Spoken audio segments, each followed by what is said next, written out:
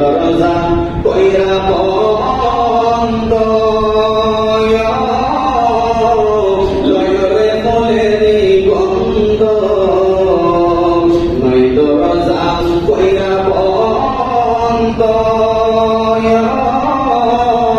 লয়রে ফুলের গন্ধ আর অন্তরেতে সফলা না বলে আরে অন্তরেতে সফলা না বলে প্রাণ তোমরা নিশি হলে যাইয়া ফুল বনে নিশি হলে যাইয়া ফুল বনে প্রাণ তোমরা নিশি হলে যাইয়া ফুল বনে নিশি হলে যাইয়া ফুল বনে প্রাণ তোমরা নিশি হলে যাইয়া ফুল বনে যারা আল্লাহর বলি হয়ে যায় যারা বান্দা থেকে আল্লাহর বন্ধু হতে চায় ওই মানুষগুলা দুনিয়াবাসী যখন ঘুমের ঘরে চলে না যায় তখন ওই মানুষগুলা নয় দরজা বন্ধ কইরা নয় দরজা মানে হচ্ছে দুই নাকের ছিদ্র দুই চোখের ছিদ্র দুই কানের ছিদ্র একটা হচ্ছে মুখ আর একটা হচ্ছে প্রস্রাবের রাস্তা পায়খানার রাস্তা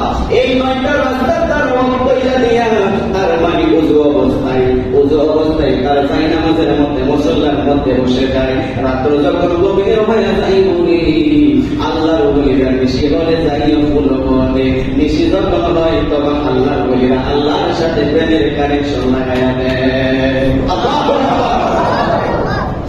বুখারী শরীফের 6502 নম্বর হাদিস ইন্নাল্লাহা জাল্লা ওয়া আলা ইয়াকুলু মান আতা লি ওয়ালিকা ফাকাদ আতানি আল্লাহ রাব্বুল আলামিন এটা হাদিসে কুদসি বুখারীতে এসেছে আমার আল্লাহর হাবিব রাহমাতুল লিল আলামিন ডাকে কয় ইন্নাল্লাহা জাল্লা ওয়া আলা ইয়াকুলু মান আতা লি ওয়ালিকা ফাকাদ আতানি আল্লাহর বান্দা থেকে যারা আমার আল্লাহর বন্ধু হয়ে যাইব বান্দা থেকে যারা আমার আল্লাহর বন্ধু হয়ে যায় ওই বন্ধুদের সাথে যারা দুশমনি করে আমার আল্লাহ সরাসরি তাদের বিরুদ্ধে যুদ্ধ ঘোষণা করে দেয়।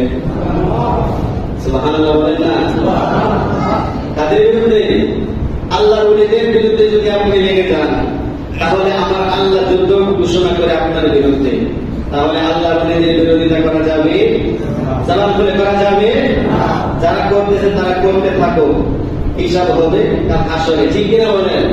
হিসাব হবে গরময় অনুসারে কঠিন হাসরে হিসাব হবে গরময় অনুসারে ঠিক কিনা কর্ম অনুসারে আপনার আমার বিচার হবে। এই জন্য বাজারে দুনিয়ার বিচার পেয়ে যাবে কিন্তু আল্লাহর ওলিদের বিরোধিতা করলে আমার আল্লাহ ডাকে দেখবেন তাদের বিরুদ্ধে আমি আপনার যুদ্ধ ঘোষণা করে দেই।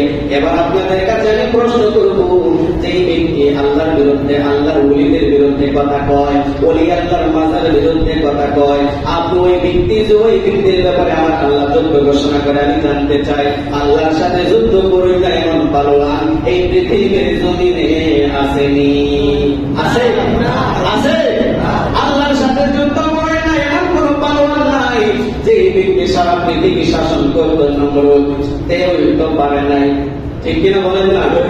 আর আপনি আমি তো কোন জায়গার কোন জিনিস যে ব্যক্তি সারাটি টাইমে সারাটা পৃথিবী শাসন করতেন ওই দিক থেকে কামরাল একটা নেংরা মশা দিয়ে ধ্বংস করে দিছে ঠিক কিনা বলেন? এই জন্য আল্লাহর ওলিদের বিরুদ্ধে যাওয়া যাবে না।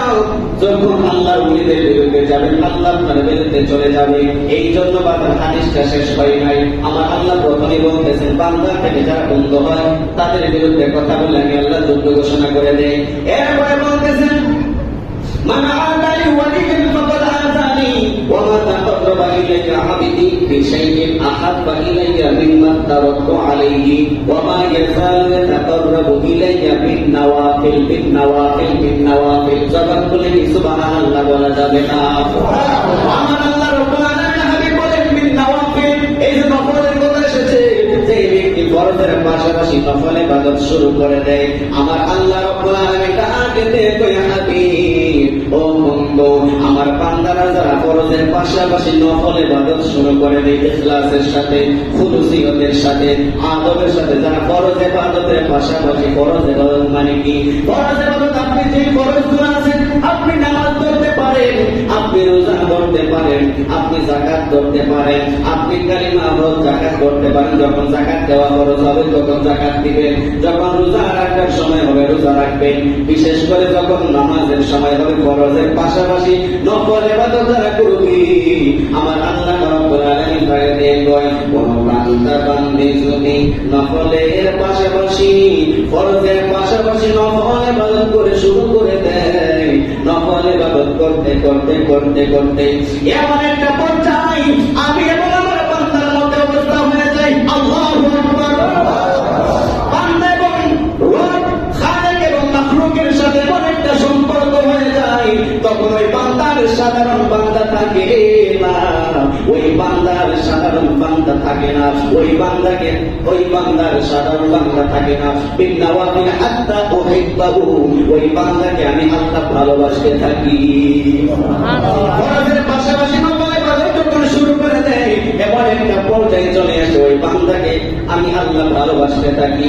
ভালোবাসলে কি হয়, আমার আল্লাহর ভালোবাসা যখন একটা বান্দার সাথে করার হয়ে যাইব, ওই সময় তার চোখ আর সাধারণ চোখ থাকে না, ওই সময় তার হাত আর সাধারণ হাত থাকে না, ওই সময় তার কান আর সাধারণ কান থাকে না, ওই সময় তার পা আর সাধারণ পা থাকে না। হাদিস থেকে শোনো, আল্লাহ রাব্বুল আলামিন তাকে দেখে বন্ধু, আমার বান্দা যখন আমার বন্ধুতে পরিণত হয়, বান্দা যখন বন্ধু হয়ে যায়, বন্ধু সামাউল্লাহি ইয়াসমাউ বিহি, তার কান আমি আল্লাহর কুদরতি কান হয়ে যায়। সুবহানাল্লাহ। ওয়া বাসারুল্লাযী ইউবসিরু বিহি, তার চোখ আমি আল্লাহর কুদরতি চোখ হয়ে যায়। আল্লাহু আকবার। ওয়া রিজলুল্লাযী ইয়াবতিশু বিহা, তার হাত তার পা আমি আল্লাহর কুদরতি পা হয়ে যায়। ওয়া ইয়াদাউল্লাযী ইয়াবতিশু বিহা, ইয়াদুল মানে হাত, তার হাত আমি আল্লাহর কুদরতি হাত হয়ে যায়। ওয়া রিজলুল্লাযী ইয়ামশি বিহা, তার পা আমি আল্লাহর কুদরতি পা হয়ে যায়। মোট কথা বলি আমার আল্লাহর কুদরত হয়ে যায়। ওই বান্দাটা সাধারণ বান্দা থাকে না, ওই বান্দা গোটা বলি আমার আল্লাহর কুদরতে পরিণত হয়ে যায়। জবান খুলে বলেন সুবহানাল্লাহ। আল্লাহর ওলিদের ওয়ালগুলি আমার আল্লাহ কুদরত হয়ে যায়। এই জন্য আল্লাহর ওলিরা যদি কোনো বাড়িতে আসা যাওয়া করে, ওই বাড়িটা বরকতময় হয়, কারণ তাদের পা সাধারণ পা থাকে না, তাদের হাত সাধারণ হাত থাকে, তাদের চোখ সাধারণ চোখ থাকে, আল্লাহর কুদরত হয়ে যায়। এই জন্য ওলি আল্লাহদের জবান থেকে যেটা বের হয় এটা বরকতময় হয়। কোনো পানিতে ফু দিলে, এটা খেলে শিফা হয়, ঠিক কিনা বলেন না? এই জন্য আল্লাহর ওলিদের ক্ষমতা, আল্লাহর ওলিদের মর্যাদা দিয়েছেন কি? কেন আছে? আল্লাহর ওলিদের কথা আমাদের সাথে সম্পৃক্ত কেন? কারণ হচ্ছে আমাদের চাইতে ইবাদত করতে গিয়ে আমার আল্লাহর ওলিরা বেশি করে, ঠিক কিনা বলেন না? আর ইখলাস এবং খুলুসিয়তের সাথে তার ইবাদত বন্দেগী করতে পারে বলেই তার আল্লাহর ওলি বলে। এই জন্য ইখলাস এবং খুলুসিয়ত যদি আপনাকে আমাকে শিখতে হয়, কুলি আল্লাহর দরবারে যাওয়ার দরকার আছে না নাই? জামান করে বলেন আছে না নাই? এই যদি আমরা ওলি আল্লাহর দরবারে না যাই, তাহলে ইখলাসের সাথে তো নামাজ পড়া শিখতে পারবো না। এই কারণে আমরা নামাজও করি, গুনাহও করি, ঠিক কিনা বলেন না? ভিতর পবিত্র করা লাগে, বাজার ভিতর পবিত্র করা লাগে। এই জন্য আশিক বলতেছে, অদ্বৈত দিলের দেখতে পাবি রে, নবদিনের দেখতে পাবি রে, পাবি তোর খুদে মহাজন, পাবি তোর খুদে মহাজন, পীরের রোসাগরে ডোবেতে করে পাগল, পীরের দিন দরিয়ায় ডোবেতে করে পাগল। এই শুনেন, দিল যখন তোর হবে খাঁটি, দিল যখন তোর হবে খাঁটি, দেখতে পাবি জানবাটি কোথায় গিরদন। কি বলা হয়েছে একটু খেয়াল করা দরকার। দিল যখন তোর হবে খাঁটি, আপনাদের আমাদের দিল খাঁটি হয়েছে আছে? আমরা মুখে করে একটা, ভিতরে ভিতরে আরেকটা, ঠিক কিনা বলেন না? এই জন্য ইবাদতের স্বাদ পাই না, ইবাদত করতে মজা পাই না। মুরগি যেভাবে আদার খায়, পাখি যেভাবে আদার খায়, এইভাবে কুকুর নাগর সেজদা দিয়া দৌড় মেরা বাইরে জায়গা, ঠিক কিনা বলেন না? নামাজের মজা পাই না। হুজুর গাউসে পাক আব্দুল কাদের জিলানী, ওলিকুলের সম্রাট, যে গাউসে পাক আব্দুল কাদের জিলানী বলেছেন, কদামি হাদিহি আলা রাকাবাতি কুল্লি ওলিয়িল্লাহ, আমি গাউসে পাকের কদম গোটা দুনিয়ার সমস্ত আল্লাহর ওলিদের কাদের মধ্যে স্থাপিত। সুবহানাল্লাহ। এবং বলেছেন নাজাতু ইলা বিলাদিল্লাহি জামান কাফারাতাতি আলা হুকমি ইত্তিসালি। আমি গাউসে পাক যখন আল্লাহর গোটা সৃষ্টি জগতে নজর করি, নজর করতে দিলে হয় আমার আল্লাহর গোটা সৃষ্টি জগৎটা আমি গাউসে পাকের হাতের মধ্যে একটা সরিষার দানার মতো দেখা যায়। ওই গাউসে পাক আব্দুল কাদের জিলানী এশার নামাজের পরে এশারের ওযু দিয়া ফজরের নামাজ আদায় করেছেন 40 বছর। কত বছর? 40 বছর। তার মানে বোঝা যায় রাতে হুজুর গাউসে পাক 40 বছর ঘুমাইলে তো জুবাইকে যাইতো, ঠিক কিনা বলেন না? ঘুমাইলে জুবাইকে যাইতো, তার মানে 40 বছর হুজুর গাউসে পাক ঘুমান নাই। শুধু তাই নয়, আমাদের মাযহাবের ইমাম নুমান ইবনে সাবিত, ইমাম আযম আবু হানিফা রাহমাতুল্লাহি আলাইহি, উনিও এশারের ওযু দিয়ে ফজরের নামাজ আদায় করেছেন 40 বছর। সুবহানাল্লাহ। তার মানে বোঝা যায় ইমাম আযম আবু হানিফা 40 বছর রাতের বেলা এশারের ওযু দিয়ে ফজর করেছেন। তার মানে ইমাম আযম আবু হানিফা রাতের বেলা ঘুমান নাই।